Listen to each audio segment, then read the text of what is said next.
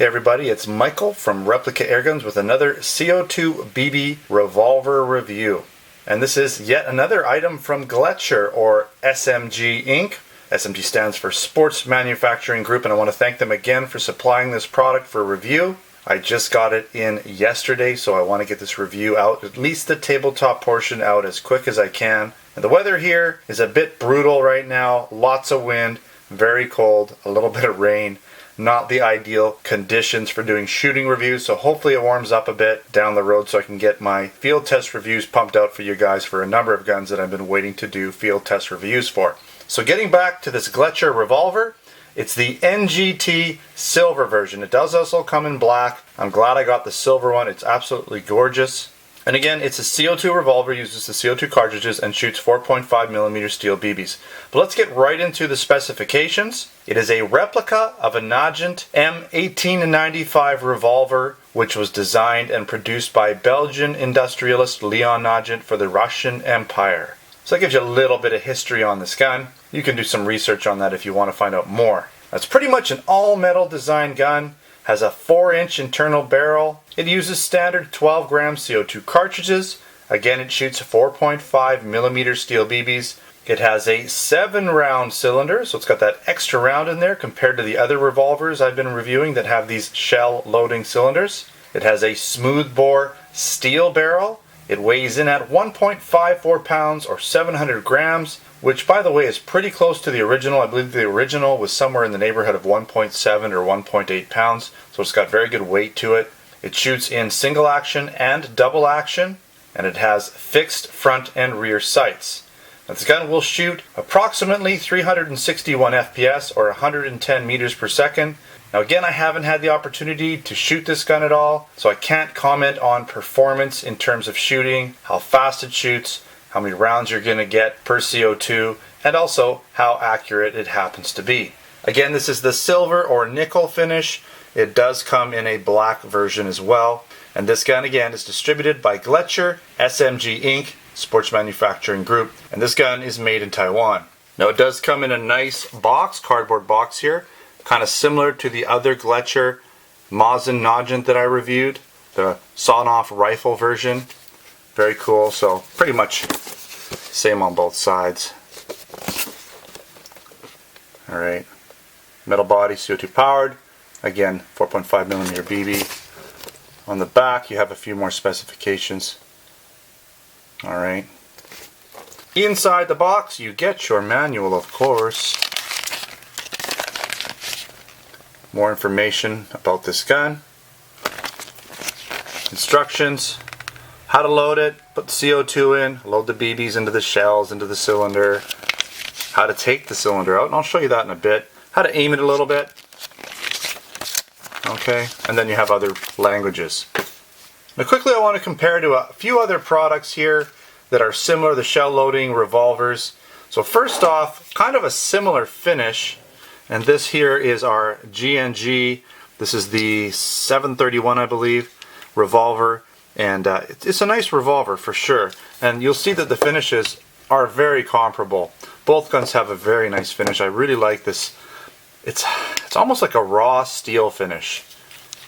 Okay, I wouldn't say it's nickel. Nickel sort of has a little bit more of a tinge to it. Sort of almost a gray tinge to it. But both of these guns have very similar finishes. Okay. Now the Dan Wesson has the ability to open up the cylinder, easy access to all the shells, so that's a little bit of a plus, but that's the design of the more modern gun. Whereas the NGT, it has a different mechanism. You have to basically get each shell one at a time. Okay. So, but that's the design of this gun. It's true to the actual design, original design, being that it's an older design. Alright, we'll pop this guy away for a second here. Bring in another revolver. Now this is, and I want to kind of bring these guys in because we're getting into these big grips here, right? Look at the size of the grips, and you know, people with smaller hands, a gun like this, even though it's a short version of a gun, short, you know, snub nose revolver type thing, it's got this huge grip, which is going to be a little bit difficult for people with smaller hands. Whereas the NGT, look at that. If you have a small hand, no problem. This gun wouldn't be too bad for smaller hands either, but this has a really nice size handle, and it is a little bit lighter. Even though I wouldn't say it's a lightweight gun, it has a great, substance for its size. Because it is a small gun, it feels quite robust in the hand. Again, we have the cylinders that pop out there. Easier access on the more modern type of revolver. But the finish, black finish. This gun is basically an Umrex, or actually a KWC product. Umrex also has redistribution of this style of gun as well with their licensing, usually their Colt licensing on it. Last but not least, we have the Dan Wesson. I just wanted to show you similar finishes, right? And the Dan Wesson, again, swing out cylinder, and the nice finish, right? But all of these other revolvers are 6 shell, okay? So 1 less shot. Now, I do want to show you some little things here. We have a little bit more wiggle in your hammer on the Dan Wesson. Not so bad when it's cocked back. The actual trigger, a little bit. A little bit of wiggle here on this trigger. A little bit of wiggle, not too bad on the actual hammer. Okay, let's check this last guy. So we got a little bit of wiggle here. A little bit of wiggle there. Not too bad. No wiggle at all. Just a little bit here. But when it's back, no wiggle at all. So great mechanisms, especially the trigger. Very, very solid. Really well designed gun. Alright, at this point we're going to refocus back on the Gletcher NGT Silver and take a quick walk around. Look at this gun in detail from all angles. Let's look at the left side. This gun is really gorgeous. Nice two-tone highlights. Okay, look at that barrel. Nicely recessed. Goes in about 3/4 of an inch. Have the nice opening. True to the caliber of the gun. Very true to the size of the actual round. Okay. Very solid cylinder. And I've taken the cylinder out. It has a lot of weight to it. Feels really good. There's your NGT branding. And there's your trigger, your grips. They're plastic. That's really the only plastic on the gun. This is your CO2. So we'll pop that guy off. So there's where your CO2 goes, okay? So it just pops in there, just like they always would, right? I have to remove this a little bit here, or unscrew that to get that in, okay? And then you just tighten her up. Let me undo that now. Don't need that anymore. Okay, so there it is. And this just holds on to, oops, the CO2 and clips into there. Okay. Again, double and single action. So double action, single action. Look at the front there. See the opening. That's where the BBs would go as you take the shells out. I'll show you how to take the cylinder out in a bit here. Flip it around. Okay, we have the SMG Inc. New York, USA. Warning, not a toy, of course. Of course, read the manual before using. Patent pending.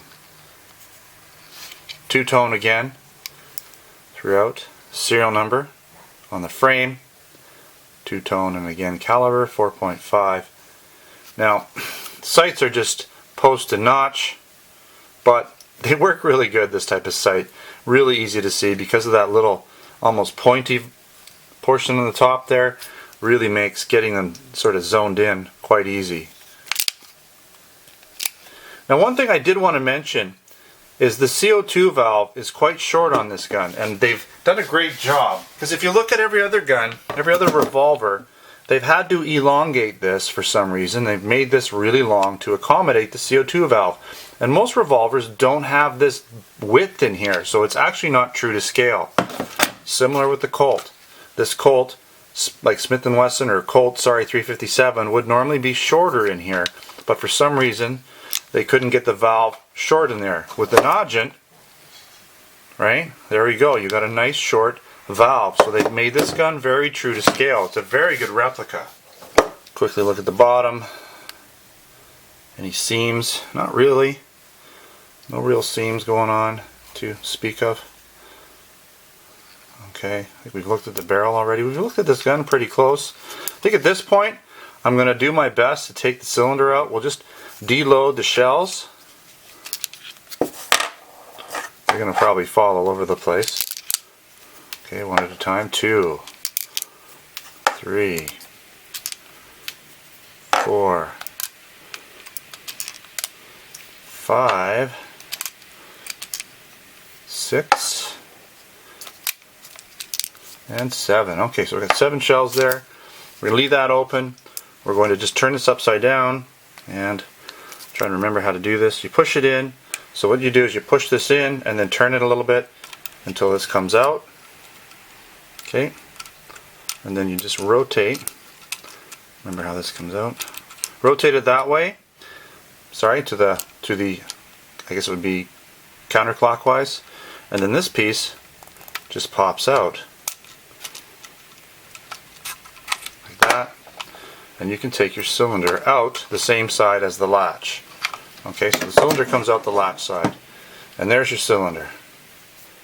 And it's weighty. It's got some weight to it. This is not hollow inside. This is a one-piece design. So this is all solid. Feels like a real cylinder that you would pull out of a real gun. Okay?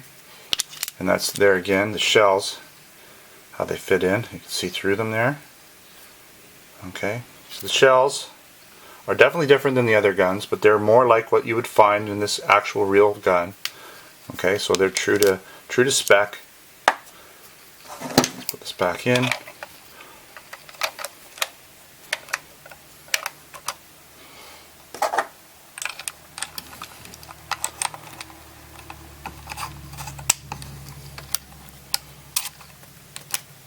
Easier to put together than it is to take apart, I'd say.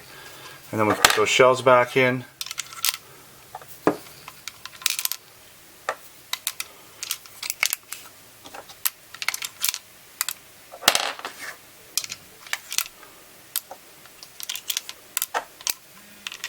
Alright, there it is, okay? And you got to do it basically counterclockwise, okay? All together. Now, I did want to mention there's some metal parts. The inner barrel, not the outer barrel, because it would be clicking a little harder, but the inner barrel is definitely steel, because this is trying to grab on the inner barrel. Some of the pins are steel. Obviously the frame's not. The trigger's not steel. I'm talking about steel versus metal. Okay, steel, the hammer is just metal, so probably some zinc alloy. But a lot of the pins, right, things like pins and screws, and again, the inner barrel is definitely showing that it's got some metal in it, okay? I can definitely feel that there's metal parts, and all the screws seem to be steel as well. So, sorry, steel in the barrel.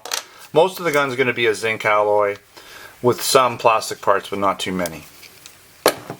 Alright, as I said before, there's no pre-test. I haven't done any pre-test shooting. There won't be any shooting this video until I get out and get my field test shooting portion or that video done for you guys. I will definitely be doing it as soon as the weather starts to cooperate a little bit better out here. But let's get into some of the pros and the cons, minus the shooting information or the performance information. The Gletcher NGT Silver CO2 BB revolver has a beautiful silver finish. Fit and finish is excellent. Has a very solid weight for its size. But it's not too heavy because it only comes in at about 1.5 pounds, so it's perfect for its size really. The hammer and trigger action are very crisp, virtually zero wobble in the trigger, and very little in the hammer. Now, the CO2 is really well hidden inside the handle. No real way to tell that this is actually a CO2 gun, at least from that point of view. Now the recessed barrel, again, hides the fact that this is a CO2 revolver because you don't see that smaller 4.5mm barrel opening, you just see the larger one, unless you get really close to it. I like the fact that the cylinder can be removed like the original gun. You can take that out and actually see that it's a solid piece of metal. This gun shoots in both single and double action, making it a great little action shooter. Or if you want to slow down, pre-cock that hammer and get some better accuracy going on, you can do that as well. But the grips are nice and small, so great for shooters with small hands.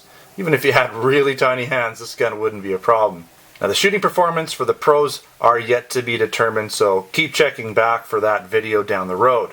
Alright, let's get into some of the cons. This gun has non-adjustable sights, but I believe that would be true to the real Russian version made back in whatever it was, 1895. Now there's no speed loading for this gun. You have to load each shell one at a time. But keep in mind, you do get that extra shell. It does have a 7-round cylinder as opposed to 6 rounds.